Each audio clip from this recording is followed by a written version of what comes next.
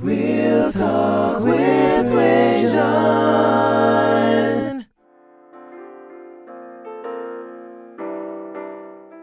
Where was I? Oh, okay. Let me go here. Yo, welcome back to Real Talk with Rajon, when nothing's off limits. You could have been anywhere in the world, but you're here with me, and I appreciate that. Pause. Listen, what I need you guys to do is share this video out. Share. We're going to take about a minute and a half just to share this video out. I have Dr. JerezMitchell, who is here to talk about an event that she's doing to support the Bahamas. You know, we had the hurricane in the Bahamas that caused a lot of damage and a lot of devastation, and she's trying to raise some funds to help people out over there. We're also going to talk about some other stuff she's going on. But first, I need you to share this out. I'm going to share, she's going to share, and then we're going to get started. So thank you guys so much. As you come in, thank you for joining us. This part will be deleted, so if you say something crazy right now, it will not be seen. What's up? As you come in, make sure you say something. Give me some thumbs or something like that. I normally don't do the, give me 4 thumbs up so we can, I don't normally do that. I know a lot of people that do. Shout out to y'all. Y'all are dope. I don't do it. I don't know. Okay, show me how to share it. All right. So you want to go, oh, that's the website. You don't go there. You want to go to, I'm sorry. Oh, go to Facebook. Yeah, go to Facebook. You want to go to search, and then Real Talk with Rajon. That's right there. And then the live video's up. So what you're going to do is click on that. You probably want to mute it. I'm sorry. How do you mute Go to it? Facebook. Yeah, go to Facebook. You want to go to, and then share. Oh, perfect. Okay. All right. What's up? Hey, John, what up, man? How's Chip? What's Chip doing? Hopefully Chip's asleep. Chip's probably not asleep. Babies, babies don't sleep at night. He probably doing his pre-night nap so Right. he can terrorize y'all at night. Well, he's actually sleeping pretty well. He's a good for the sleeping night. baby? Yeah. Oh, okay, that's dope. We have not started the interview yet. We just actually like each other, so we're talking. Yeah. See how that works? Yeah, conversation. Get off your phones. Well, no, do not get off your phones now. Keep your phones now. Later after this, get off your phones and watch the town halls tonight. We're gonna get started in just a second. What's up? Thank you guys so much for joining us. We're about to get started. I want to make sure I have everything pulled up so we can get rolling. Please say something as you come in. Say hello. Say where you're from. Give us some thumbs or something like that, and we will be getting started in just a second. I'm actually gonna put this right here. All right. I'm trying to share this thing. That's not letting me share it. But we're about to get started. Okay. Are you ready? Mm-hmm.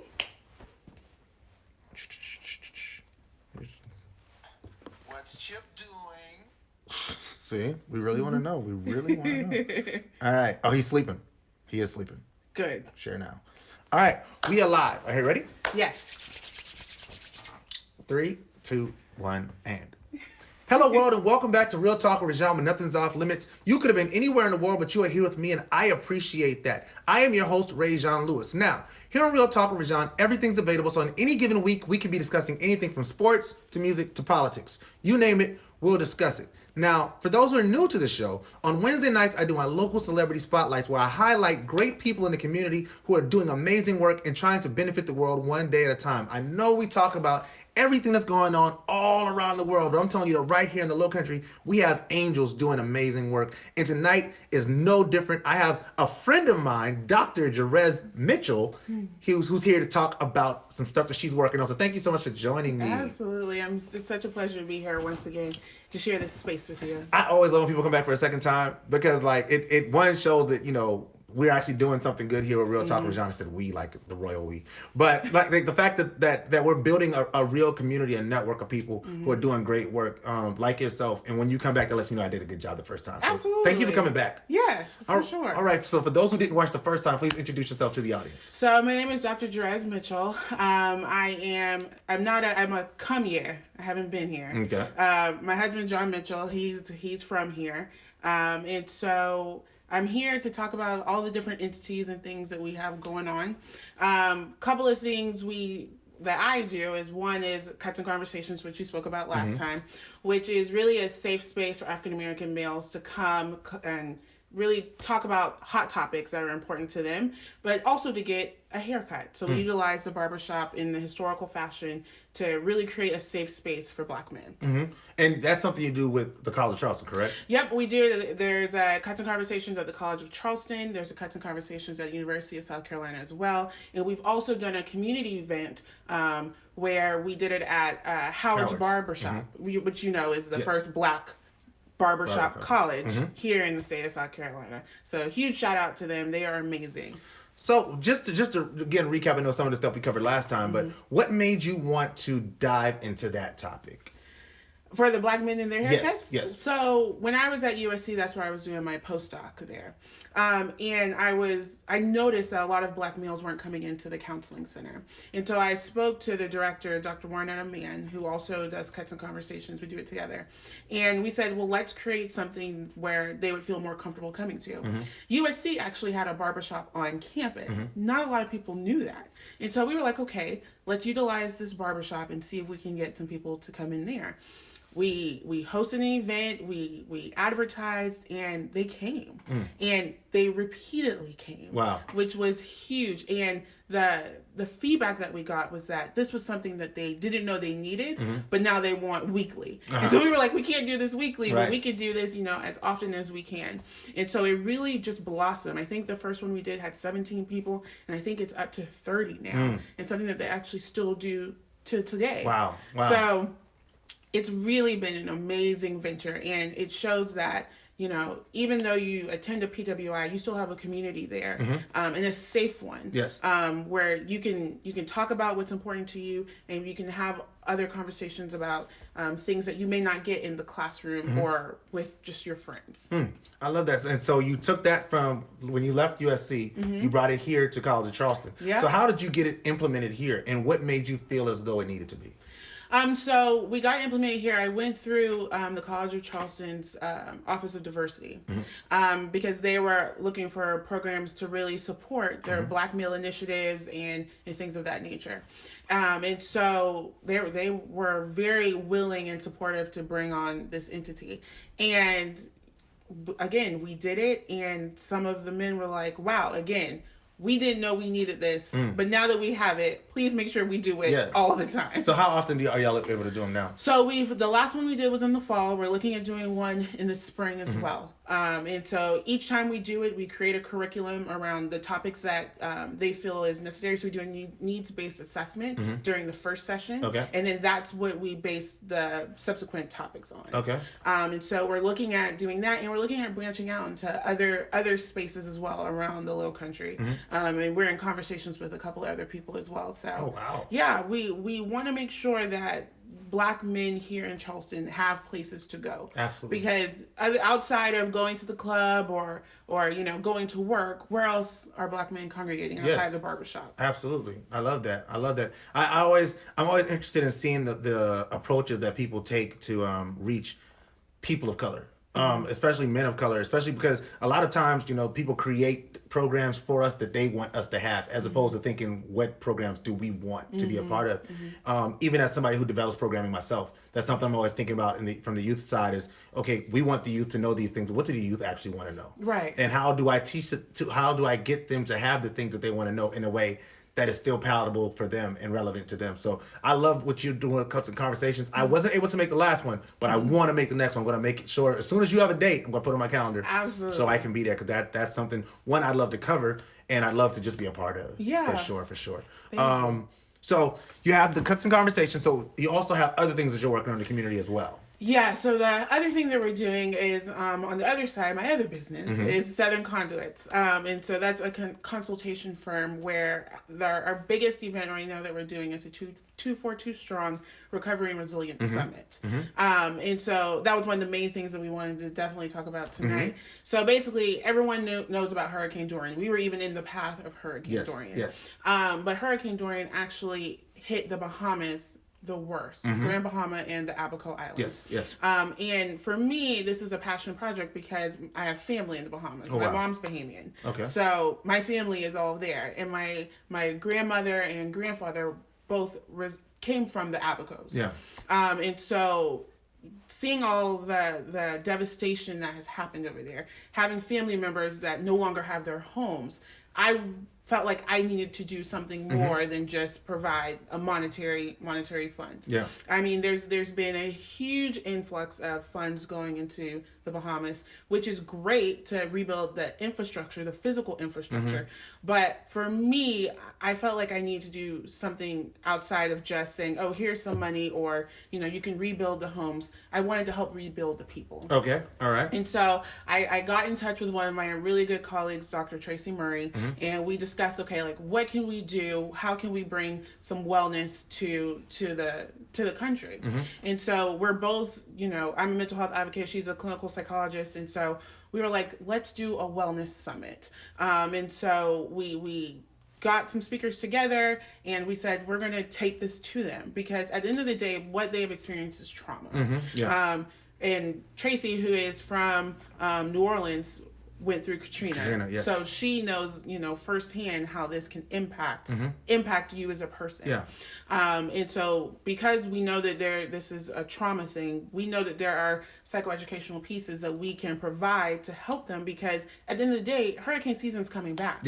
And so you can be re-traumatized, and if we can provide just a couple of skills to kind of help you make it through that, then our work, I mean, it's completely worth it. Wow. So what is the plan of attack for this endeavor? So right now our agenda, where we have 3 entities where we're doing a spiritual piece and we're doing a CBT piece, which is cognitive behavioral therapy talk. And then we're also doing just a psychoeducational piece where we're just providing just information on how to deal with the trauma of losing your house, losing family members, grief, that sort of thing. We're using a critical index, an evidence-based practice that has been used, but we're not providing any therapeutic services. We're going to have support there who's going to be able to provide, like if they need individual therapy or group therapy, we'll have someone there who's able to provide that. But we're just giving that wellness piece and just the skills that they can use, so that if they are faced with, or if and when they're faced with a hurricane again, hopefully these tenants will be able to provide them with just a little bit more relief, and be able to recover once again. So what's the because that sounds like a lot. Like that's a lot. So what's the time frame and what y'all plan on doing? So it's going to be April 25th. It's going to be from 9 to 2 p.m. It's going to be at Comfort Suites on Paradise Island. Okay. And we have an agenda ready, and we have our 3 speakers who are going to be providing all of those tenants. And it's just a one-day workshop, and it's free for the people to come to. Okay. There is a registration online, and I can put up our website. Yes. But we're doing it for 40 persons, because that's how many people that we can hold at this point. So for 40 persons, all persons who register will be able to receive a care package. Okay. And the care packages will be based off of whatever they have chosen through the registration form. Wow. Okay. Yeah. So this is something where not only are we hoping that you walk away with some additional information, but you'll feel a sense of you'll feel restored in a sense. And then we're also making sure that you have some items that can help you feel even more like, okay, feeling a little bit like I'm getting back to a wholeness. Yeah. Because, this was a huge thing. And the thing about whenever there's a crisis or some sort of huge thing that happens, you may get a lot of publicity in the beginning, and then people start to forget. Yes. And it doesn't seem as important. But for me, I haven't forgotten. Because your family's there, and it's something that's near and dear to your heart. Absolutely. I mean, if you go over there and you still see what has happened, even if you go to New Orleans today, I mean, New Orleans still hasn't rebounded like it should, and that's here in the United States. Yeah. So think about on an island. Yeah. How devastating that is. So we haven't forgotten, and I haven't forgotten. Absolutely. And I want to make sure that the people of the Bahamas know that there are people here who are willing and wanting to do more than just funnel money in, but also want to make sure that they're getting exactly what they need. Absolutely. So as far as like is this being paid for by grant funding, or how are you doing that? No, it's all through donors. Okay. So I have a GoFundMe page. GoFundMe, just go to GoFundMe.com, type in 242 Strong, and we'll pop right up.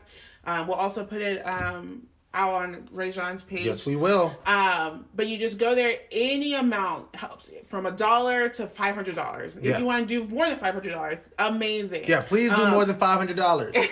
If you can do more than $500, do more than $500. Yes, what we're trying to collect is $15,000 at this point, and I think we're up to I think 1,600 plus 2,600. We got a $2,600 donation from an entity in the Bahamas called JS Investments, I believe. Okay. Yeah, they are providing the food and the venue. So I really do appreciate them. J.S. Johnson, that's their name. J.S. Johnson. Shout out to J.S. Johnson. Yes. And they provided that, and so we're looking to get some other entities involved as well to be able to provide support. Because we're a community, and the thing is, every little bit helps, and anyone who can provide any sort of support or supplies, that's what we're looking. We're looking for that. Any support and supplies. So when you go, it's April 25th. I'll make sure that's right. April 25th. So when you go, I'd imagine, if there's our supplies that people want to donate or anything like that, what kind of supplies are you looking for? So we're looking for perishable items, baby clothes, baby items, burners that they can use to cook food on, anything that, there's a whole list of things that we can provide that I can send to you. So if you're looking to say, oh, well, I can't donate money, but I can buy a couple of supplies, let's get some canned goods, let's get some blankets, batteries, flashlights, clothes, anything we're willing to take and be able to ship over there. And if they need to contact you with that, how can they get in touch with you? If you want to get in contact with me, you can just email me at JerezMitchell at outhernConduitsLLC.com.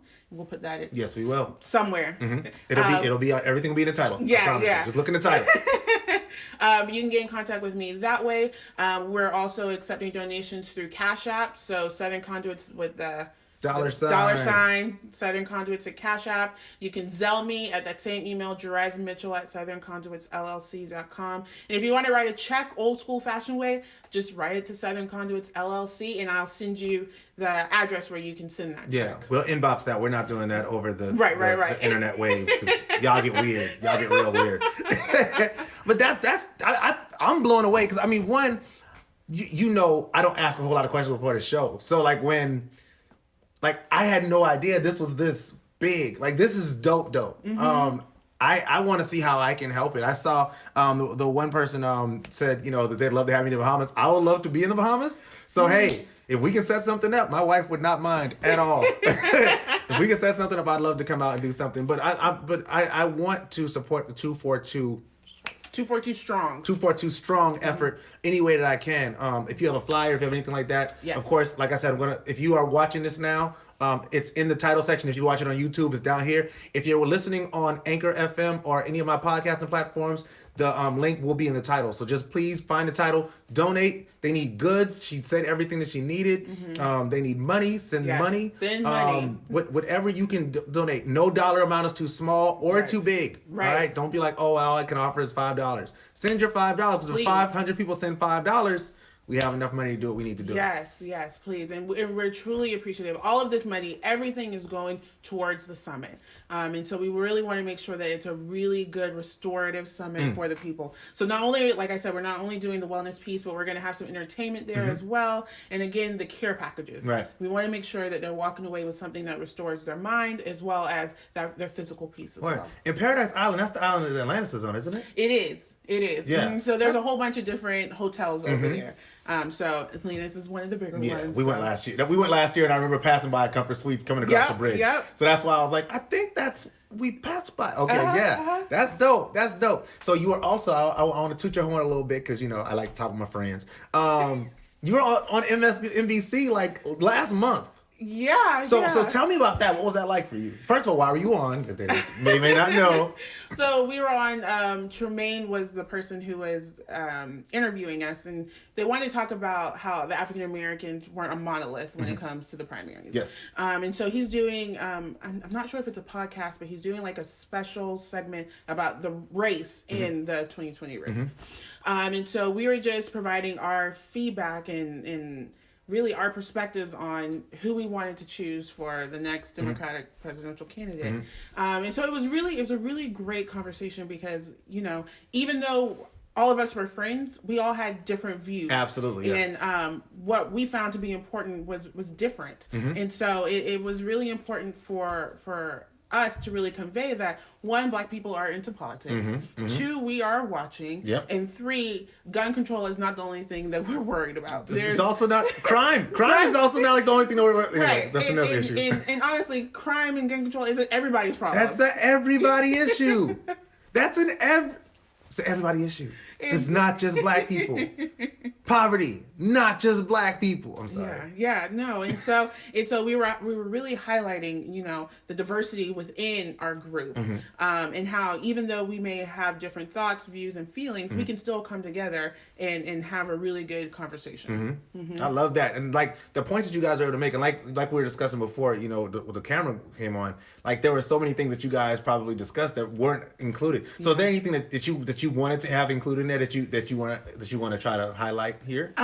One of the things I think that we talked about was how there's no other people at that time there. I think Yang was the only one left. Yang was the only one left. But we were talking about how the people of color who were candidates, how when at that point they had dropped off, and how that felt for us. And it was kind of just disheartening, because it was like, we really were supporting these candidates.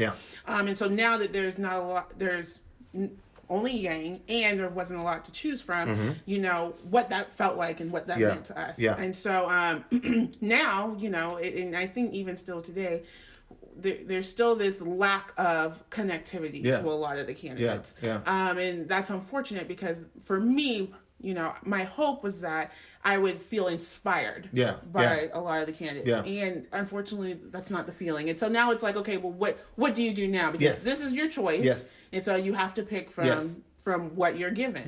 But I think, and I was talking to this young lady today at lunch about the Obama effect.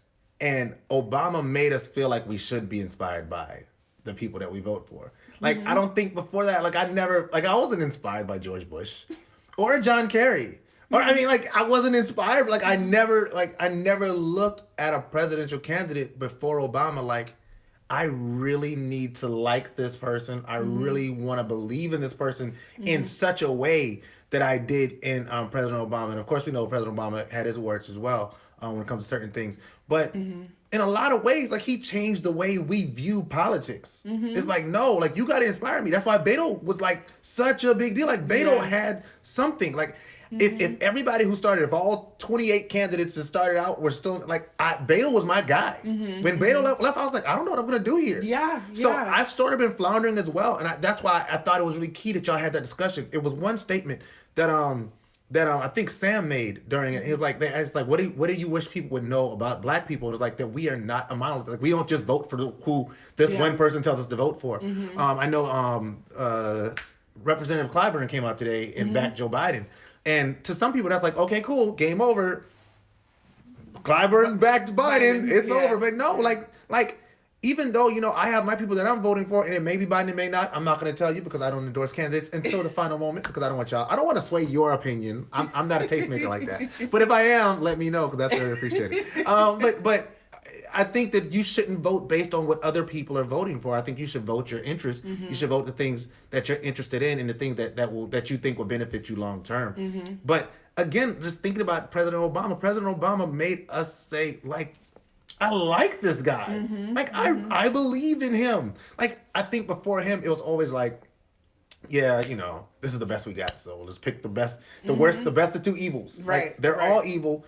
But it definitely changed it for me. And I also think, and I'm sorry, this isn't even the Rajon episode, but I also think the fact that more minorities have been getting involved in the process has been really inspirational. If you look at, and I haven't done the research numbers, but it just seems like there's so many more people of color, to the fact that we look at a presidential debate and we would say, why is there diversity? I think pre-Obama, we never where are the Black people? We're just okay, these are the people we got. Obama made it possible. He made us aware of the possibilities. Right? And so then now that when Trump happened and, we kind of got over the shock Possibilities. of Trump, now it's kind of like, well, anybody and everybody can run. And so that's kind of what we had at the beginning, but that became overwhelming, I think, for a lot of people. Yes. And I know for me, I was like, oh, all of these people, I'm not about to do all this research with all these people. Right. I'm just going to wait. And then we waited, and then people started dropping out. Left, right. And people that I like started dropping out. And then the people that you like started dropping out. And so now it's just kind of like, okay, who's next? Are these going to be the people that, that are really in it to win it? Yeah. Or are you the next person is about to drop out? So I know for me, it's just kind of like I'm really waiting for the shoe to fall. Yeah. To really figure out, okay, well, maybe this person will stay in it, and if they do, okay, then maybe I can go with them. But who knows? They might not. So there's a little bit of kind of a little antsy because it's kind of like, oh, I don't know. So you're still undecided? Yeah, I'm still undecided at this point, but I need to figure it out. I have a top three. I think I pretty much know who I'm going with, but I have a top three. There's one person in my top three who, if all things are equal, I would vote for them, but I think they have no shot to win. And I think that's important. I know for a lot of people, everyone keeps talking about who can beat Trump. And that's actually been a topic in family discussions that we have. Who can beat Trump? Honestly, my point of view is not about who can beat Trump, but who can connect with the people. Yes, absolutely. I honestly think that's the way to go. If you can connect with the people, then you'll automatically beat Trump. But having a conversation with someone who, for a lack of a better word, is considered a narcissist, you're not going to win that fight. And that's not, especially being the nice guy. Right. And that's another reason why the person that if all things were equal, I would vote for that person, but I don't think that person has it in them. Yeah. And that's the part that's like I can't do that in good conscience because I know I'm leading a lamb to slaughter. That's just an interesting conversation. See, black people are not a monolith. We consider a whole lot of things. So if you listen to this thinking, wow, I never knew black people considered all these things. We do. We really do. Like, we pay attention. Yeah. And I think it was last year we did the Friendsgiving. Like, I didn't realize, and I realized how dope my friends are. Yeah, but my friends are dope. When you have all your friends in the same room, and y'all are all on like this same like wavelength, that it's like, now we're so diverse, but like we're intelligent, we're beautiful, we're like professionals. Y'all. Yeah, like y'all push really, each other. Push each other. Shout out to John, shout out to Sam, shout out to KJ, shout out to Tasha, Kenya, Bernita, Ken, man, like Tiffany, Toya, hey Toya, like y'all are so dope. Like y'all are like, I'm sorry if you were in that Friendsgiving last year, then you just missed it. Maybe you'll get invited next year. I don't know.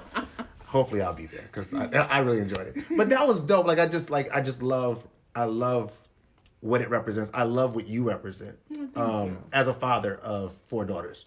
No. Like I love what you represent. Thanks. And what people like you provide to our community. Especially in a time where the most disrespected person in the world is a black woman, the least protected person in the world is a black woman. Black women like you, wow. Aw, thank you. That really means a lot. That's and dope. we have to. I'm only doing this because my mom did it for me, and my grandmother did it for her. So we're paving the way, and that's all I'm trying to do is to make it better for the children that are coming behind us because it was done for us. Yes. And like I was telling you earlier, I just want to be the shoulders for somebody else. Absolutely. And I want them to break through that ceiling and be the shoulders for somebody else. Yep. So we're all in this together. Together, man. Together, we can all do it. But we're going to recap the 242 Strong event one more time because I know some people just came on and I want to make sure that they know about it. April 25th. Paris Island, Bahamas. Paradise Island, Bahamas. Comfort Suites. From 3 till... Well, from 9 to 2. 9 to 2. I messed the time up. 9 to 2. All right. If you are in the Bahamas, if you know anybody in the Bahamas who could use this service, please forward this out. Not because it's my video, because it's not about me. It's about this it's about this endeavor. It's about the lives that can be touched, the lives that can be changed. We want to support this. If you have money that you want to send or supplies that you want to donate, how do they contact you? Through the GoFundMe. Just go to GoFundMe.com, 242Strong, type it in, and it'll pop right up. You can also Cashapp us. We're at the Southern Conduits with the what is it? The $ sign as the S. You can Zelle us money at JerezMitchell. That's JerezMitchell at southernconduitsllc.com. Or if you're old-fashioned and would love to write us a check, we will definitely take your check. But let me know, inbox me, and I can send you the address to send Inbox that her. We don't want John pulling up at your house.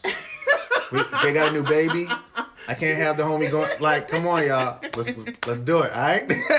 But thank you so much. Anything you want to say before we parted?